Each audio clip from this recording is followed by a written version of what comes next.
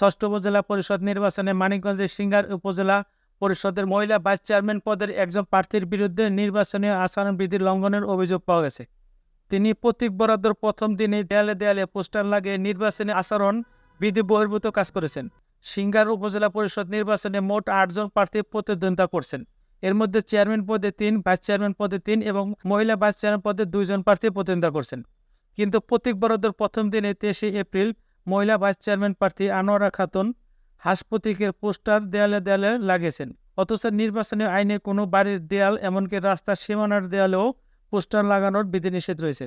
আচরণবিধি লঙ্ঘনের বিষয়ে মহিলা ভাইস চেয়ারম্যান আনোয়ারা খাতুন বলেন, আমি এ বিষয়ে কোনো কিছুই জানি না।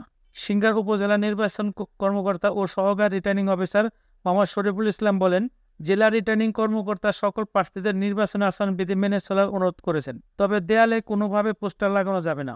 এ বিষয়ে আমি নির্বাহী ম্যাজিস্ট্রেটের সাথে কথা বলব। এ বিষয়ে সিংগার উপজেলার নির্বাহী অফিসার ও এক্সিকিউটিভ ম্যাজিস্ট্রেট পলাশ কুমার বসু বলেন, নির্বাচনী আচরণবিধির নিষেধ ম্যাজিস্ট্রেট নিয়োগ হবে 2-1 দিনের মধ্যে। তখন এ বিষয়ে বিধি মোতাবেক ব্যবস্থা নেওয়া হবে। উল্লেখ্য, ষষ্ঠ উপজেলা পরিষদ নির্বাচনে প্রথম ধাপের নির্বাচন আগামী 8 মে মানিকগঞ্জ জেলার 2টি উপজেলায় ভোট গ্রহণ হবে।